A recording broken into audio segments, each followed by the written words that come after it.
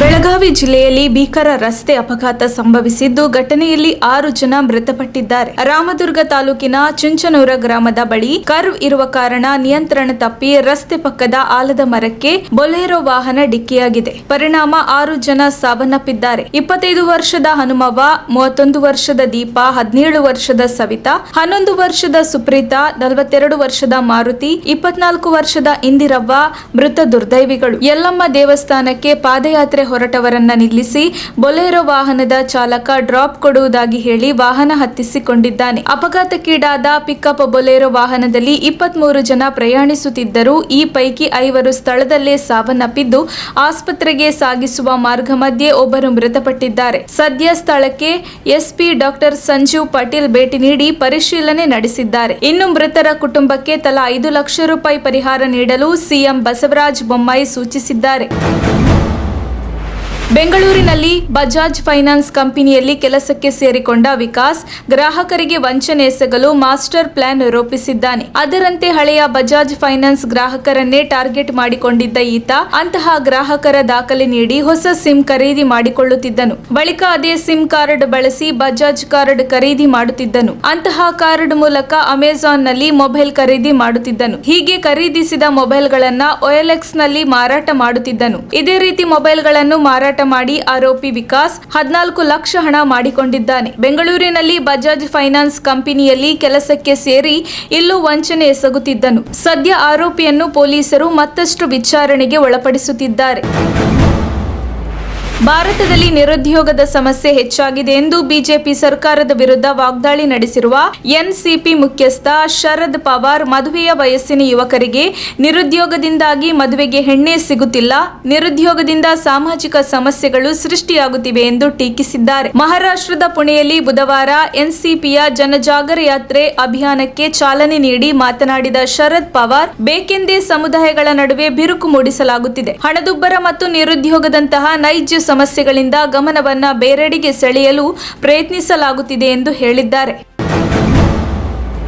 ಅಮೆರಿಕದ ಜೈಲುಗಳಲ್ಲಿ ಪುರುಷ ಕೈದಿಗಳನ್ನು ಇಡುವ ಬಂದಿಖಾನೆಗಳಲ್ಲಿ ಮಹಿಳಾ ಸಿಬ್ಬಂದಿ ಪುರುಷ ಕೈದಿಗಳೊಂದಿಗೆ ಲೈಂಗಿಕ ಕ್ರಿಯೆಯಲ್ಲಿ ತೊಡಗಿರುವ ಪ್ರಕರಣಗಳು ಹೆಚ್ಚುತ್ತಿರುವ ಹಿನ್ನೆಲೆಯಲ್ಲಿ ವೆಲ್ಸ್ನ ರೆಕ್ಸಾಮ್ನಲ್ಲಿರುವ ಬೆರ್ವಿನ್ ಕಾರಾಗೃಹದಲ್ಲಿ ಗಾರ್ಡ್ಗಳಾಗಿ ಕೆಲಸ ಮಾಡುತ್ತಿದ್ದ 3 ಮಹಿಳೆಯರು ಜೈಲಿನ ಪುರುಷ ಕೈದಿಗಳೊಂದಿಗೆ ಅನೈತಿಕ ಸಂಬಂಧ ಇಟ್ಟುಕೊಂಡ ಅಪರಾಧದಲ್ಲಿ ಜೈಲು ಶಿಕ್ಷೆಗೆ ಗುರಿಯಾಗಿದ್ದಾರೆ. ಅವರನ್ನ 27 ವರ್ಷದ ಜೆನಿಫರ್ ಗಾವನ್, 27 ವರ್ಷದ ಐಶಿಯಾ ಗುನ್ ಮತ್ತು 26 ವರ್ಷದ ಎಮಿನ್ ವ್ಯಾಟ್ಸನ್ ಎಂದು ಗುರುತಿಸಲಾಗಿದೆ. ಭ್ರಷ್ಟಾಚಾರ ನಿರೋಧ ಸಂಸ್ಥೆಯು ಜೈಲಿನಲ್ಲಿ ನಡೆಯುತ್ತಿದ್ದ ಅಕ್ರಮಗಳ ತನಿಖೆ ಆರಂಭಿಸಿದೆ.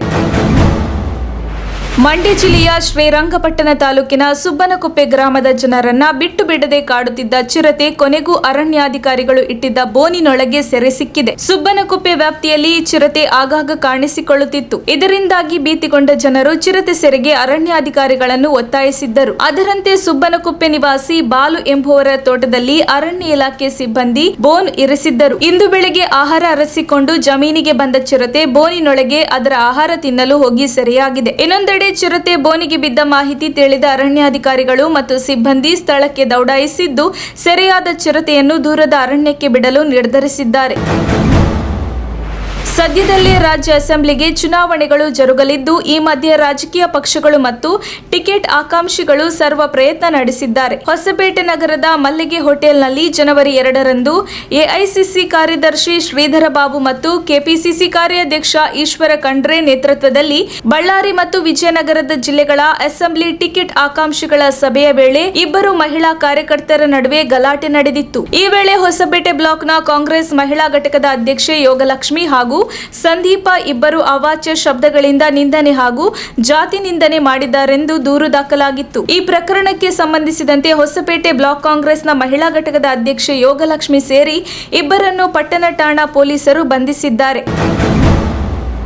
ಗೃಹ ಸಚಿವರ ತವರಿನಲ್ಲಿ ಮತ್ತೊಂದು ಹೊಸ ಸಮಸ್ಯೆ ಉದ್ಭವಿಸಿದೆ. ಶಿವಮೊಗ್ಗ ಕೆಳಗಿನ ತುಂಗಾನಗರದಲ್ಲಿ 27 ವರ್ಷದ ಆಶು ಎಂಬ ಯುವಕ ಬುಧವಾರ ಬೆಳಿಗ್ಗೆ ಮೃತಪಟ್ಟಿದ್ದಾನೆ. ಮಂಗಳವಾರ ರಾತ್ರಿ ಈತ ಮದ್ಯ ಸೇವಿಸಿ ಮನೆಗೆ ಬಂದಿದ್ದನು. ಪೇಂಟರ್ ಕೆಲಸ ಮಾಡಿಕೊಂಡಿದ್ದ ಯುವಕನ ಆರೋಗ್ಯದಲ್ಲಿ ಏರುಪೇರು ಆಗಿದೆ. ಶಿವಮೊಗ್ಗ ಮೆಗ್ಗಾನ್ ಜಿಲ್ಲಾಸ್ಪತ್ರೆಗೆ ದಾಖಲಿಸಿ ಚಿಕಿತ್ಸೆ ಕೊಡಿಸಲಾಗಿತ್ತು. ಆದರೆ ಚಿಕಿತ್ಸೆ ಫಲಕಾರಿಯಾಗದೆ ಯುವಕ ಮೃತಪಟ್ಟಿದ್ದಾನೆ. ಕೆಳಗಿನ ತುಂಗಾನಗರದಲ್ಲಿ ಕೆಲ ಗೂಡಂಗಡಿಗಳಲ್ಲಿ ಅಕ್ರಮ ಮದ್ಯ ಮಾರಾಟ ದಂಧೆ ಜೋರಾಗಿ ನಡೆಯುತ್ತಿದೆ. ಅಲ್ಲಿ ಯಾವ ಮದ್ಯ ಪೂರೈಕೆ ಆಗುತ್ತದೆ ಎನ್ನುವುದೇ ಗೊತ್ತಾಗುವುದಿಲ್ಲ. ಆತ ನಕಲಿ ಮದ್ಯ ಸೇವಿಸಿದ್ರಿಂದ ಆತನ ಆರೋಗ್ಯದಲ್ಲಿ ಏರುಪೇರು ಆಗಿತ್ತು. ಈ ಹಿನ್ನೆಲೆಯಲ್ಲಿ ಯುವಕ ಮೃತಪಟ್ಟಿದ್ದಾನೆ ಎಂದು ಕುಟುಂಬಸ್ಥರು ಆರೋಪಿಸಿದ್ದಾರೆ. ರಾಜ್ಯದಲ್ಲಿ ತೀವ್ರ ಸಂಚಲನ ಮೂಡಿಸಿದ್ದ 545 PSI ಹುದ್ದೆಗಳಿಗೆ ನೇಮಕಾತಿ ಪರೀಕ್ಷೆಯಲ್ಲಿ ಹಗರಣ ಪ್ರಕರಣಕ್ಕೆ ಸಂಬಂಧಿಸಿ ಜೈಲು ಪಾಲಾಗಿದ್ದ 26 ಆರೋಪಿಗಳಿಗೆ ಷರತ್ತುಬದ್ಧ ಜಾಮೀನು ನೀಡಲಾಗಿದೆ. ರಾಜ್ಯದಲ್ಲಿ 2021 ಅಕ್ಟೋಬರ್ ತಿಂಗಳಲ್ಲಿ 545 PSI ಹುದ್ದೆಗಳ ನೇಮಕಾತಿ ಪರೀಕ್ಷೆ ನಡೆದಿತ್ತು. ಆದರೆ ನೇಮಕಾತಿ ಪರೀಕ್ಷೆಯಲ್ಲಿ ಅಕ್ರಮ ನಡೆದಿದ್ದು ಬೆಳಕಿಗೆ ಬಂದಿತ್ತು. ಹೀಗಾಗಿ ಸರ್ಕಾರ ಪ್ರಕರಣದ ತನಿಖೆಯನ್ನ CIDಗೆ ನೀಡಿತ್ತು. ಇದೀಗ kingpin Divya Hagaragi, Manjunatha Melakundi, DYSP Mallikarjuna ಸೇರಿದಂತೆ 26 ಜನರಿಗೆ Kalaburagi sessions court judge KB Patil ಜಾಮೀನು ನೀಡಿದ್ದಾರೆ. PSI ನೇಮಕಾತಿ ಹಗರಣದಲ್ಲಿ ಈವರೆಗೆ 36 ಜನರಿಗೆ ಜಾಮೀನು ಸಿಕ್ಕಿದೆ. 8 ಅಭ್ಯರ್ಥಿಗಳು, 5 ಪರೀಕ್ಷಾ ಮೇಲ್ವಿಚಾರಕರು, 3 ಪೊಲೀಸ್ ಇಲಾಖೆ ಅಧಿಕಾರಿಗಳು, ಮಧ್ಯವರ್ತಿಗಳು ಸೇರಿ 26 ಜನರಿಗೆ ಜಾಮೀನು ನೀಡಲಾಗಿದೆ. ಮನೆಗಳಿಗೆ ಕನ್ನ ಹಾಕುತ್ತಿದ್ದ ನಟೋರಿಯಸ್ ಮನೆಗಳ್ಳನನ್ನ ಬೆಂಗಳೂರು ನಗರದ ಕೋಣನಕುಂಟೆ ಠಾಣಾ ಪೊಲೀಸರು ಬಂಧಿಸುವಲ್ಲಿ ಯಶಸ್ವಿಯಾಗಿದ್ದಾರೆ. ನಟೋರಿಯಸ್ ಮನೆಗಳ ಗಣೇಶ್ ಅಲಿಯಾಸ್ ಟಚ್ ಗಣೇಶ್ ಬಂಧಿತ ಆರೋಪಿಯಾಗಿದ್ದಾನೆ. ಬೀಗ ಹಾಕಿರುವ ಮನೆಗಳನ್ನು ಟಾರ್ಗೆಟ್ ಮಾಡಿ ದೋಚುತ್ತಿದ್ದ ಈತನಿಂದ ಪೊಲೀಸರು 500 ಗ್ರಾಂ ತೂಕದ ಚಿನ್ನಾಭರಣ ಹಾಗೂ ಕಾರು ವಶಕ್ಕೆ ಪಡೆದಿದ್ದಾರೆ. ಟಚ್ ಗಣೇಶ ಮಾಡುತ್ತಿದ್ದ ಕಳ್ಳತನದ ಹಿಂದೆ ಈತನ ಮಾಸ್ಟರ್ ಪ್ಲಾನ್ ಕೊಂಚ ಡಿಫರೆಂಟ್ ಆಗಿದೆ. ಮನೆಗಳ್ಳತನಕ್ಕೂ ಮುನ್ನ ಆರೋಪಿ ಕಾರ್ ಮೂಲಕ ರೌಂಡ್ ಹಾಕುತ್ತಾನೆ. ಅದರಂತೆ ತನ್ನ ಕಣ್ಣಿಗೆ ಮನೆಯಲ್ಲಿ ಯಾರು ಇಲ್ಲದಿರುವುದು ಕಂಡರೆ ಆ ಮನೆಯನ್ನೇ ಟಾರ್ಗೆಟ್ ಮಾಡುತ್ತಿದ್ದನು. ಹೈಫೈ ಮನೆಗಳ ಸಾವಾಸಕ್ಕೆ ಈತ ಹೋಗುತ್ತಲೇ ಇರಲಿಲ್ಲ. ಇದಕ್ಕೆ ಕಾರಣ ದೊಡ್ಡ ಮನೆಗಳಲ್ಲಿ CC ಕ್ಯಾಮೆರಾಗಳಿರುತ್ತದೆ. ಅದಕ್ಕಾಗಿ ಮಧ್ಯಮ ವರ್ಗ ಬಡವರ ಮನೆ ಟಾರ್ಗೆಟ್ ಮಾಡುತ್ತಿದ್ದ. ಹಾವೇರಿಯಲ್ಲಿ ನಡೆಯಲಿರುವ 86ನೇ ಅಖಿಲ ಭಾರತ ಕನ್ನಡ ಸಾಹಿತ್ಯ ಸಮ್ಮೇಳನಕ್ಕೆ ಕನ್ನಡದ ಅಭಿಮಾನಿಯೊಬ್ಬ ಹ್ಯಾಂಡಲ್ ಇಲ್ಲದ ಬೈಕ್ ರೈಡ್ ಮಾಡಿಕೊಂಡು ಆಗಮಿಸಿದ್ದಾನೆ. ಕುಂದರಗಿ ಮಠ ಮೂಲತಃ ಬಾಗಲಕೋಟೆ ಜಿಲ್ಲೆ ಇಳಕಲ್ ನಗರದ ನಿವಾಸಿ ಈರಣ್ಣ ಕಳೆದ 15 ವರ್ಷಗಳಿಂದ ಹ್ಯಾಂಡಲ್ ಇಲ್ಲದ ಬೈಕ್ ಓಡಿಸುತ್ತಿದ್ದಾರೆ. ಈ ಸಾಹಸಿ 86ನೇ ಅಖಿಲ ಭಾರತ ಕನ್ನಡ ಸಾಹಿತ್ಯ ಸಮ್ಮೇಳನಕ್ಕೆ ಬಾಗಲಕೋಟೆಯಿಂದ ಹಾವೇರಿಗೆ ಸುಮಾರು 360 ಕಿಲೋಮೀಟರ್ ದೂರವನ್ನ ಹ್ಯಾಂಡಲ್ ಇಲ್ಲದ ಬೈಕ್ ಅನ್ನು ಓಡಿಸಿಕೊಂಡು ಆಗಮಿಸಿದ್ದಾರೆ. ಬೈಕ್ ನಲ್ಲಿ ನಾಡು ನುಡಿ ಜಾಗೃತಿಯ ನುಡಿಮುತ್ತುಗಳು ಹಾಗೂ ಕನ್ನಡದ ಬಾವುಟ ಹಿಡಿದು ಸಾಹಿತ್ಯ ಅಭಿಮಾನ ಜಾಗೃತಿ ಮೂಡಿಸುವ ಕೆಲಸ ಮಾಡುತ್ತಿದ್ದಾರೆ. ಹಾವೇರಿಯ ಜನರು ಅದ್ದೂರಿಯಾಗಿ ಈರಣ್ಣನನ್ನ ಸ್ವಾಗತ ಮಾಡಿಕೊಂಡಿದ್ದಾರೆ.